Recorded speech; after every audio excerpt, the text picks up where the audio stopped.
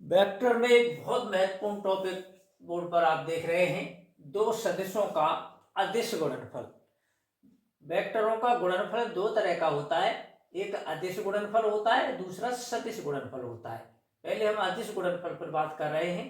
दो वेक्टरों का अदिश गुणनफल यानी दो वेक्टरों का जब गुणा करें, कैसे करें गुणा वो मैं बताऊंगा, लेकिन इसका मतलब जान लें। अदिश गुणनफल का जब गुणा करें उन वेक्टरों का, तो जब गुणनफल आएगा वो गुणनफल फिर वेक्टर नहीं रहेगा, वो एक अदिश राशि आ जाएगी।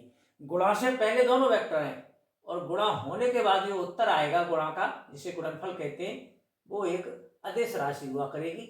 ऐसे गुणनफल को अदिश गुणनफल कहते हैं। कैसे होगा वो मैं बताऊंगा। इसके लिए दो वेक्टर लिए गए, एक ए वेक्टर है तो दिशा होगी, तो इस दिशा में ये वेक्टर बना दिया है ए, और एक दूसरा वेक्टर है जो ए वेक्टर से कुछ अलग दिशा में है, वो ये मान लिया है बी वेक्टर। जब भी दो वेक्टर की दिशा जब अलग होती है तो इनकी क्रिया रेखाएं जरूर कोई ना कोई कोण आपस में बनाएंगी। तो अलग दिशाएं हैं, तो बी वेक्टर इस दिशा में है जो ए के साथ थीटा कोण बना रहा है। तो ये यहाँ से यहाँ तक ये ए वेक्टर का परिमाण है मॉड ए, और ये बी वेक्टर का परिमाण है यहाँ से यहाँ तक। तो ये cos थीटा निकालें तो ये आधार हो जाएगा, ये कर्ण हो जाएगा। तो आधार बटे कर्ण होता है, जानते होंगे, आधार अपॉन कर्ण cos थीटा होता है। तो ये जो आधार है इसका मान हो जाएगा आधार बराबर कर्ण cos थीटा, और कर्ण का मान देख रहे हो वेक्टर बी का मॉड। तो वेक्टर बी के मॉड को संक्षेप में सादा बी लिख दिया गया है। अब मैं इसे सादा बी लिख देता हूं, ये समझने के लिए लिखा था थोड़ी देर के लिए, क्योंकि तो जगह कम गिरती है इसमें। वेक्टर बी के परमाणु को सादा बी लिख दिया है, ऐसे ही वेक्टर ए के परमाणु को सादा ए लिख दिया है यहां से यहां तक। ये वेक्टर ए का परमाणु है। तो यहां से आधार, समकोण त्रिभुज का आधार बराबर होता है, कर्ण को इधर भेज देंगे, कर्ण cos थीटा, ये कर्ण है बी cos थीटा। तो ये यहां तक का हो गया। इसे कहते हैं, ये बी वेक्टर का ए वेक्टर पर प्रक्षेप, यहां से यहां तक की दूरी है छाया। बी वेक्टर की इस ए वेक्टर पर जो छाया पड़ रही है इसे प्रक्षेप कहते हैं। तो ये बी वेक्टर का प्रक्षेप है, बी इसका मान है बी cos थीटा। बी का प्रक्षेप कहाँ है, ये किस पर है, ए पर। ए वेक्टर पर बी की जो छाया पड़ रही है उस छाया को प्रक्षेप कहते हैं। तो इसका मान आपने यहां से निकाल लिया, कर्ण cos थीटा।